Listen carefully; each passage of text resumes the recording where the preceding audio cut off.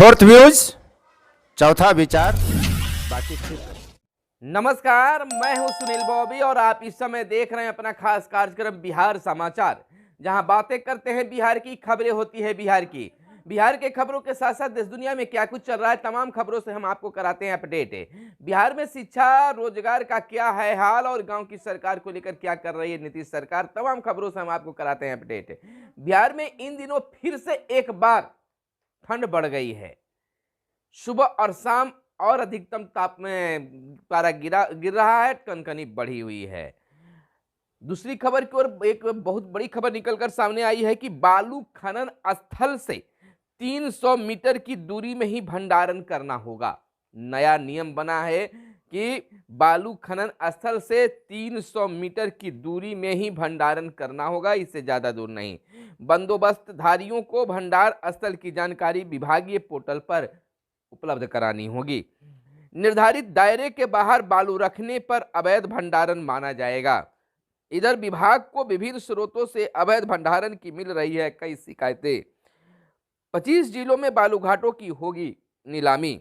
आपको बता दें, इस समय 25 जिलों में बालू घाटों की नीलामी की प्रक्रिया फिर से शुरू होने वाली है। इन जिलों में 900 से अधिक बालू घाटों का नीलामी किया जाना है। ऐसे में विभाग ने बालू के भंडारण को लेकर सरकार की नीति को स्पष्ट कर दिया है।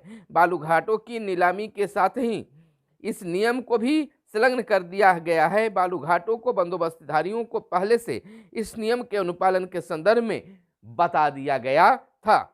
आपको बता दें कि राज्य सरकार बालू के अवैध खनन के बाद अब उनके अवैध भंडारण पर भी प्रभावी रोक लगाने की तैयारी में है। इधर बताते चले कि इसके लिए मौजूदा प्रावधान को और कड़ा बना दिया जा रहा है। अब चालू बालू के खनन के बाद उसे 300 मीटर के दायरे में ही रखना होगा, इससे बाहर उसका भंडारण अवैध माना जाएगा। इधर मायावती का 67वां जन्मदिन मना और सर इंटरमीडिएट प्रायोगिक परीक्षा की बात है कि सर माइक्रोस्कोप क्या होता है हमने कभी देखा नहीं है। 10 जनवरी से शुरू हुई इंटर प्रायोगिक परीक्षा 20 जनवरी तक चलेगी। यानी कि प्रायोगिक परीक्षा चल रही है, प्रैक्टिकल कॉपी जमा हो रहे हैं, प्रैक्टिकल की परीक्षा हो रही है, लेकिन जब बच्चों से पूछा जाता है कि प्रयोगशाला क्या है, माइक्रोस्कोप क्या है, तो बहुत सारे बच्चे जानते नहीं हैं। लेकिन प्रैक्टिकल की परीक्षा ली जाती है। लोग बताते हैं कि जहां पहले हाई स्कूलों में प्रयोगशाला हुआ करता था, बच्चे देखा करते थे, लेकिन अब केवल इसका नाम मात्र ही रह गया है। बहुत काफी जगहों पर कहीं जगहों पर ही प्रयोगशाला है और नहीं तो केवल प्रयोगशाला लिखा हुआ रूम ही नजर आते हैं। बच्चे नहीं जान पाते हैं कि माइक्रोस्कोप क्या है, प्रयोगशाला में क्या कुछ होता है। इधर सुनवाई कार्यक्रम, कल 2 मंत्री होंगे शामिल। राजद के सुनवाई कार्यक्रम में इस बार मंगलवार को सहकारिता मंत्री सुरेंद्र यादव एवं आपदा प्रबंधन विभाग के मंत्री शहनवाज आलम पार्टी के कार्यकर्ताओं से मिलेंगे और उनकी समस्याओं की सुनवाई करेंगे। रविवार की पार्टी के प्रदेश प्रवक्ता एजाज अहमद ने इस आशय की जानकारी दी है। इधर सभी लोकसभा सीट जीतेगा भाजपा का गठबंधन। यानी कि रालोजपा के पूर्व राष्ट्रीय प्रवक्ता श्रवण कुमार अग्रवाल ने 2024 लोकसभा चुनाव में सभी 40 सीटों पर भाजपा गठबंधन की जीत का दावा किया है। कहा है कि पूरे देश में नरेंद्र मोदी की लोकप्रियता की सुनामी चल रही है। इधर गांव की सरकार को लेकर वार्ड सदस्यों के लिए कई योजनाएं आ रही है।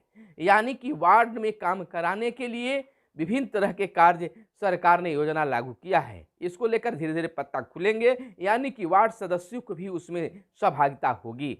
हालांकि यह फंड तो मुखिया जी के पास आएंगे, लेकिन वार्ड के लिए ही यह काम होगा। इधर मानस प्रकरण की बात में है कि कोई कुछ भी कर ले, महागठबंधन टूटने वाला नहीं है, तेजस्वी यादव ने कहा है। उप मुख्यमंत्री तेजस्वी यादव ने शिक्षा मंत्री प्रोफेसर चंद्रशेखर के रामचरितमानस से जुड़े बयान के बाद उत्पन्न विवाद पर कहा कि कोई कुछ सवाल करे या फिर कोई कुछ भी कर ले, महागठबंधन टूटने का सवाल नहीं पैदा होता है। इस तरह की बातें मार्केट में चलाई जा रही है। हम लोग सबको जान रहे हैं कौन है क्या है। लालू जी और नीतीश जी ने महागठबंधन बनाया है। लोग बयानवीरों के साथ हैं क्या? बयानवीरों के साथ कोई नहीं, नेता के साथ लोग हैं। कौन क्या कह रहा है, इसमें क्या है, मुद्दे की बात होनी चाहिए। ये क्या कोई मुद्दा है? श्री यादव रविवार की शाम दिल्ली से पटना लौटने के बाद एयरपोर्ट पर मीडिया से बातचीत कर रहे थे। इधर हम आपको बताते चले कि सभी लोकसभा सीटों पर तो भाजपा का जीत तय लोग बता रहे हैं उनके नेता। और इधर तुष्टीकरण नीति को मंत्री ने बयां किया। इधर भाजपा ओबीसी मोर्चा के राष्ट्रीय महासचिव डॉक्टर निखिल आनंद ने कहा है कि शिक्षा मंत्री ने राजद के तुष्टीकरण वाली राजनीति के एजेंडे के तहत ही बयान दिया है। सरकार को शिक्षा मंत्री के बयान पर अपनी राय रखनी चाहिए। इधर समीर सिंह के आवास पर भोज में जुटे कांग्रेसी और राज्य के सभी 40 महिला थाने होंगे सुविधाओं से लैस, और जिन थानों में अपना भवन नहीं उन्हें भी दी जाएगी 2-2 गाड़ियां। तो थाना और पुलिस को और दुरुस्त करने के लिए कई पहल किए जा रहे हैं। राज्य के सभी 40 महिला थानों को तमाम मूलभूत सुविधाओं से लैस करने की कवायद शुरू हो गई है। पुलिस मुख्यालय ने इनकी समीक्षा शुरू कर दी है। इस वर्ष सभी थानों को 2-2 वाहन मिलेंगे। इस गश्ती के अलावा मामले के अनुसंधान में भी तेजी लाई जाएगी। इधर भाजपा छोड़ जदयू में शामिल हुए राजीव रंजन। जदयू जैसी कोई पार्टी नहीं, भाजपा में जाना राजनीतिक भूल। इधर बता दें कि हाल ही में भाजपा से इस्तीफा देने वाले प्रदेश उपाध्यक्ष व इस्लामपुर के पूर्व विधायक राजीव रंजन ने अपने सहयोगियों के साथ रविवार को जदयू का दामन थाम लिया। राष्ट्रीय अध्यक्ष ललन सिंह ने उन्हें जदयू का सदस्यता दिलाई। मिलन समारोह के बाद राजीव रंजन ने मुख्यमंत्री नीतीश कुमार से जाकर मुलाकात की। कहा सीएम ने दल में उनका स्वागत किया। सीएम आवास में राष्ट्रीय अध्यक्ष भी मौजूद रहे।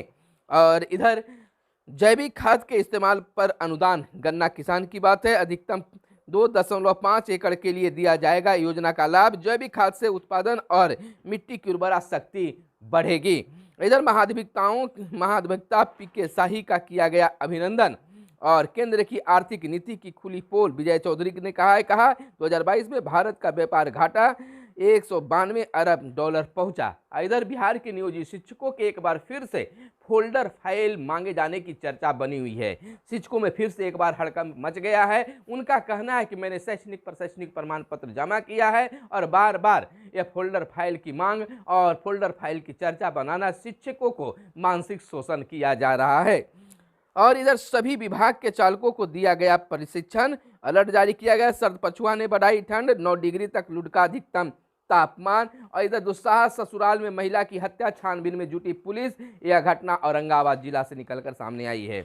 आपको बताते चले कि नेपाल में विमान हादसा, 5 भारतीय समेत 68 की मौत बताई जा रही है। उतरने से चंद लम्हे पहले खाई में गिरा विमान।